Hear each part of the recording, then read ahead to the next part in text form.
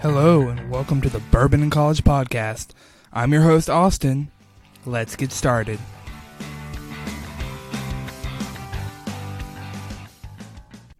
Hey guys, welcome to the Bourbon in College podcast. I'm Austin and I'm enjoying bourbon without breaking the bank. Today I got to interview one of the owners of Distillerie Acadian. His name is Jeep Mestayer. He's an awesome dude.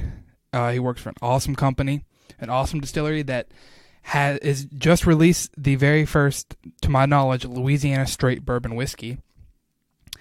And we're gonna listen to his interview, and then we're gonna hear my honest review of the bourbon. Now, a little background before this. This distillery has two releases out right now. T-Moon, which is a distilled spirit that is has a mash of cane sugar and then a usual grain or whiskey mash bill on top of that. So it's kind of, in my opinion, it's like it tastes of a whiskey mixed with a rum, but it's actually distilled that way. So it's mixed before distillation, which is pretty cool, and then aged on oak planes. I highly suggest it. It's weird, it's different, but it's interesting and it's good and makes a great cocktail. Now, I'll give more information after the review, but their bourbon is 2 years old. It's a 47% alcohol single barrel, which I didn't know before this interview. I'll go more into that in a second. So without further ado, here's my interview with Mr. Jeep. My name is Jeep Mestayer. The company is comprised of my dad, Steve Mestayer, my brother, Philip Mestayer, and myself. We also get help from our sisters, Stephanie Mestayer and Holly Thubrin. So essentially, we are a family-owned distillery out of New Iberia, Louisiana. I live here in Baton Rouge, but my dad and my brother and my sister Stephanie live in Youngsville, Louisiana, and then my other sister Holly lives up in West Virginia. So, we're a local distillery. We all have real jobs, so we kind of do this on Sundays for the most part. But we certainly look to expand as we grow. We're starting small, and that's a purposeful thing right now. Really kind of concentrating on the Acadiana area. We do have some product here in Baton Rouge and then also in New Orleans. Okay. But really just getting our feet wet, because again we're new to this gig. Yes, yeah. So along the line, have you ran into any challenges breaking into the market at all? If I had to put it into kind of context, not really. We've gotten a lot of good advice from people that are currently in the market. And what I mean by that is we talk to distributors, we talk to retailers, and we talk to other people that are currently distilling, not necessarily a bourbon or a distilled spirit like T-Moon, but just kind of in the industry, getting ideas and whatnot. And this has been a long process. Right. We've been really kind of batting this around since about 2013, 2014. We started making distilling about 2017. So about a year later, we were able to have product T-Moon. Late 2018, we actually didn't get product out to the shelves until February of this year, 2019, and then of course our bourbon just reached 2 years, and so that just released a couple days ago. But as far as challenges, it's probably been just learning all the processes, right? So understanding the requirements from the federal side, the state side, the different permits and licenses, because obviously we wanted to be legit when we were doing this, right? So understanding that part, knowing how and when to file the monthly reports, the excise taxes reports, things of that nature. But as far as breaking in, now, again, we haven't faced any real challenges, but our footprint's also pretty small too, right? So our distributors is primarily here in South Louisiana, and so that's kind of where we are now, right? We hadn't tried to reach out to North Louisiana or neighboring states or anything like that. I got you. Okay. And is that on the map anytime soon? The expanding toward other states? Yeah, I think so. I think once we kind of get a good momentum going here locally, and then again, because we are focused on Acadiana because that's where we're based. But once we get kind of a good momentum, we do look to expand out farther. Of course, we have friends and family that are asking, "Hey, when's it coming over here?" Like Right. we have some friends and family in Houston that want to know. Of course, some people farther away. Right. But baby steps is what Yeah. we keep saying, Oh, right? yeah. So we do use 4 different grains. Obviously, primarily corn, Right. given the standards of bourbon. But we also have a wheat, a rye, and a barley in there. So one of the things that my brother Philip did when we started this is did pretty extensive research on all right, what are the different bourbons out there, and what are the different grains that could really add to the texture and flavor of the product. And so he spent a tremendous amount of time really researching and kind of coming up with his own. And we always call him he's our master distiller, right? Gotcha. So but coming up with his own kind of level of grains that he's going to go ahead and put in there. So it is 4 grains, and we find that it offers several different tasting notes when we use those. And it's not just slanted to one side. Of course, the T-Moons are a little different because we add Louisiana cane sugar to our mash before we distill, so you get a lot of that sweetness coming through, and that's probably why you were saying earlier you like rum, and it's similar to a rum in that way, in the sweetness. But yeah, the on Cajun Cut, the 4 different grains to us add a whole different level of texture and flavor in there. Okay, cool. And what about your aging process? I know the weather down here in Louisiana is way different from Kentucky. Sure. Do y'all have anything to say about like barrel size, or do y'all do anything different age-wise? Yeah. So one of the things we purposefully did was we use a much smaller barrel. Gotcha. So we use a 10-gallon barrel, Char 3. A couple reasons why we do that. One is the aging time is a whole lot less. Right.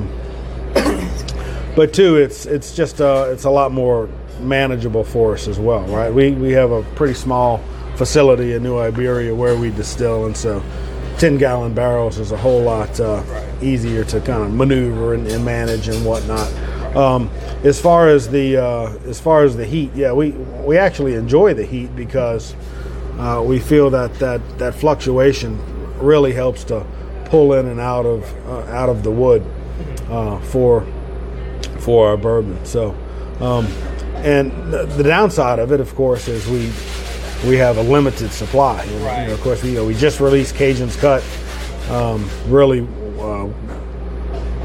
Tuesday, and we're all done, right? We're all sold out. It's as soon as it hit the shelves, it was gone pretty quickly. So we'll have to wait for the next installment, which comes next month, or actually this month. So late July this month, we'll have another release of Barrel 2 to come out. Very cool.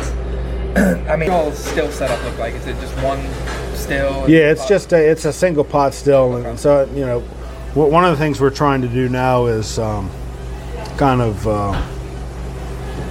make our equipment a little more efficient. So we are looking into buying some new equipment. Okay. The equipment we have now, though, is certainly it works. It makes good product, but it's all really handmade, and so that's another kind of unique part about our distillery.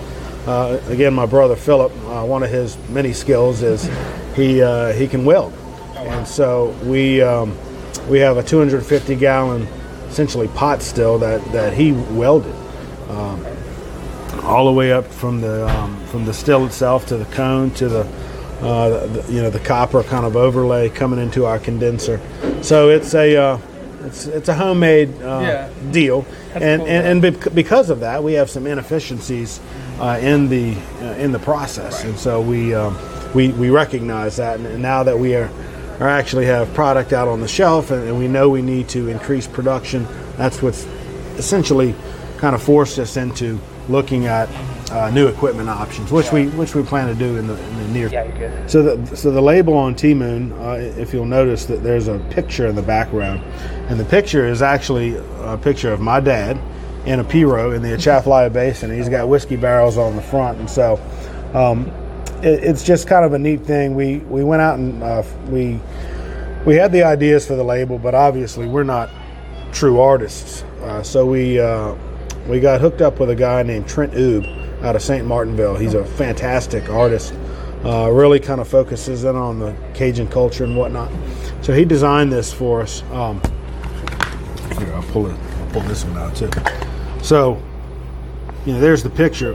What we also wanted to do was, again, kind of pay homage to our home state. So the picture is in the shape of Louisiana. Oh, it's very subtle. Yeah, I didn't even notice that. Right. But again, just kind of a tribute to our home state and whatnot. Cool. And then Cajun's Cut, the label here is obviously a little more pronounced with the state. Same basic kind of design as T-Moon. Now our logo, so it's the fleur-de-lis, but one of the deals with the fleur-de-lis is it's feathers instead of lily flowers. Right. And feathers is an interesting story in the Mestayer family. So many years ago, my great-grandfather was in Jackson Square in New Orleans, and this voice came out of nowhere and said, Mestayer, mon cas, tisha pour la plume, which translate to Mestayer, monkey, put a feather in your cap. And it's just kind of been a story we've told, and nobody really knew where it came from. He certainly didn't know what the voice was or who it came from. But when we were designing our logo, I said, look, it's really kind of the three of us, my dad and my brother and myself. So let's make a fleur-de-lis out of feathers, and kind of go with that. So that's some of the genesis around the labeling and whatnot. But yeah, we're happy about it. We're excited that Trent was able to take some of our ideas and really kind of put it into labeling. And of course, the interesting thing about us is we do everything in house, right? So we mash in house, we distill in house, we even put the labels on the bottles by hand, all ourselves. So we're truly a family-owned business, and there's a lot of love that goes into each bottle. I can promise you that. And yeah, it's a beautiful. To our knowledge, we are the first Louisiana bourbon that's out there. We know there's a couple different distilleries in the state currently aging. Right. You mentioned Baton Rouge. 7-3 Distilling is aging a bourbon, but and that was pretty important to us as well as just anytime you're a first. Right. It's a good thing. Now, we also wanted to have a solid product, right? We didn't want to rush anything, so and that was one of the interesting things about all this, right? Is when we started actually mashing and distilling and aging, we didn't know what any of this was going to taste like. Well, we had an idea based on some test runs that Philip had done, but we really didn't know. So it's been really surprising, but then also kind of the satisfaction that comes out when you age something, especially the bourbon. It's been sitting in there for over 2 years, and when we took it out and tasted it, and said, "Wow, this is pretty good stuff," right? So really cool. That's what's been really cool. I kind of thought of it. All right, guys, wasn't that interview cool? I hope to be able to do a lot more with him and Distillerie Acadian in the future, but those are in the works. So let's get to the bourbon. So Cajun's Cut Louisiana Straight Bourbon Whiskey from Distillerie Acadian is 47% alcohol by volume, 94 proof. This is barrel 1, and it was bottled on the 27th of June 2019. So this is a fresh bottling, the first bottling they had. So I come to find out it is a single barrel. So you heard in the interview, it's a single barrel whiskey coming from 10-gallon barrels. They're doing 1 barrel a month right now. So this is barrel 1. I don't know. I didn't really do the math on how many bottles per barrel, but the store I went to in Baton Rouge only got 6. So this is a very limited released bourbon. And the fact that they're doing it single barrel by single barrel means that even different barrels may have hugely different flavors. So I'm excited to try that. Definitely excited. Now, my first try of this was actually at this interview, but it was in a little plastic cup. So this will be actually my first taste of it in a Glencairn, and I can actually sit down and review it thoroughly, and I'm excited. So that's kind of the details on it. It's a very beautiful bottle. You'll see the picture. All handwritten, like the barrel and the bottling date, all handwritten. Very nice looking. And the fact that it says Louisiana Straight Bourbon Whiskey is so cool to me, being from Louisiana. All right, so the color on this bourbon is actually a darker amber than I expected from a 2-year-old bourbon. I guess that's kind of with the Louisiana heat and the 10-gallon barrels. Let's see what we get on the nose. On the nose right away, I get a nutty, almost plasticky note that I get from Balcones, which, as you know if you heard my Balcones interview, to me is not a bad note. It just usually means, at least my theory is, it means it was in a hotter climate and a smaller barrel. Maybe that's related to the oak or the heat, I'm not sure. That's the note I get on top with a peanut butter that I didn't get my first time I tasted this, or nosed this. It's like a sweet honeysuckle. Ooh. The nose is actually jumping out a lot more at me right now than it was last time. Yeah, I would say it's like a sweet, little bit of corn, a little young. It's definitely a young bourbon on the nose, that's for sure. Sweet, a little bit of sweet corn, mainly honeysuckle. A little bit of nuttiness, a little bit of plastic. Let's go in on the taste.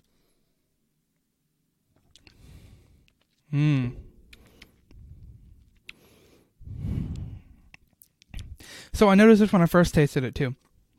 Right off the bat, and he even told me this, it's definitely young. You definitely get the youngness out of there. You get some corn.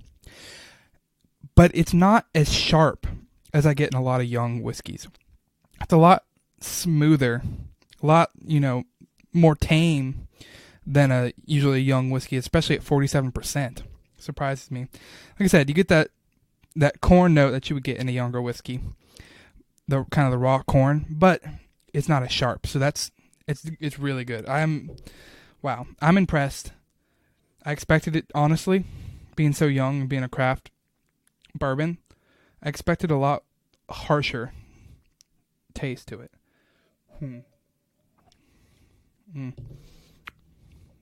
That honeysuckle really comes out. It's really sweet, but not like a weeder. It being a 4-grain.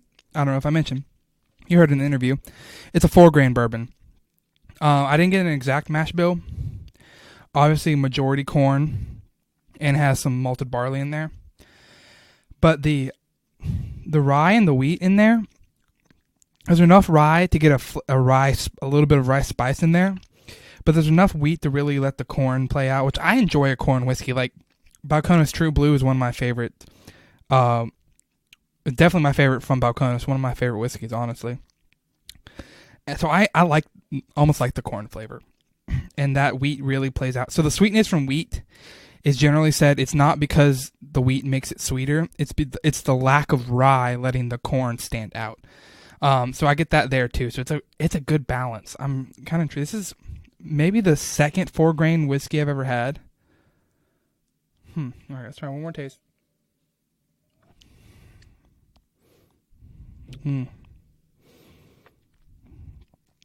It just doesn't fight you at all, which is good. I mean, at 47%, I know that's not a high proof by any means, but for being so young, usually that's, for economic reasons and for hiding the taste reasons, your younger whiskeys on the market are lower proof, watered down more. This really lets the flavors play, and it's completely different. If you're going in here expecting a Woodford Reserve or I'm looking at my shelf here, like a Blanton's or a Henry McKenna, that's not what you're getting. You're not getting classic bourbon here. This is unique, it's a unique product. It's a Louisiana bourbon. It's going to be a unique product. It's like nothing really I've ever had before. I'm really excited to test this out with some cocktails for sure. I was telling him this when we tasted it. It's unique. I can't compare it to a normal bourbon, or Kentucky bourbon at least, because it's so different. It's good. It has its own flavor characteristics. If I was going to compare it to a Kentucky bourbon, I'd say it's not really, it doesn't meet that mark. But as a Louisiana bourbon, which that really hasn't been defined yet. I mean, obviously bourbon has, but Louisiana's flavor profile hasn't really been defined yet. I think it's great. As just looking at it as something I'd like to drink, I love it. It's really good. Really easy. I drink it neat. I'm definitely going to try it out in some cocktails. I know the Tea Moon makes really good cocktails, and this has a similar background. It's so weird to me how things from different from the same distillery, even though they're completely different products, have a similar backbone flavor. But honestly, my overall rating on this, it's a keep for sure. Part of that's pride for my home state, having a great whiskey, a great distillery. And a lot of that is the unique flavor that I love. It's great, and I think it's only going to get better as time goes on. They're in a great place right now. I'm excited to see what comes out of here later. Like I said, I'm going to do a video review of this. I don't know if it's going to be soon or not, but I'm going to do a video review of this, show that to you. Hopefully get to work with them on some of their tastings and different things like that. Really build the Louisiana whiskey community as much as I can. That's part of my goal. Obviously, enjoying bourbon without breaking the bank, but also it's to gather a bourbon community, get you locked into a community. So speaking of without breaking the bank, I want to give the price point on this. The price point on this is MSRP is $49.99, which is a little steep, but it being craft, and now that I know how small a supply it is, I think it's a great price. I think it's perfect right where it is. I don't want it to go up much. I mean, if I wouldn't mind if it went down, but I think it's at a good price point for sure. Tea Moon's even cheaper than that. They have that all over the south of Louisiana, and it's abundant. It's also good. I'm gonna do a review of that on the video channel as well.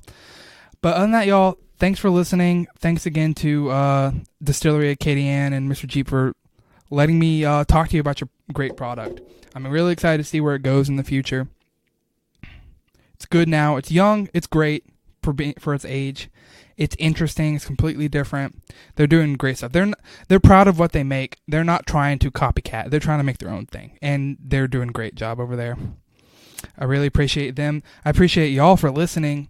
Thanks everybody for taking the time to hear me out. I know a lot of my listeners aren't really from Louisiana, and you can't really get a hold of this, at least not right now. So I appreciate you listening to this and hearing this out and supporting my local community as well. So that being said, go support your local distilleries out there. If they make a good bourbon or good whiskey at all, go try them out. Send me some samples. I'll be happy to review them.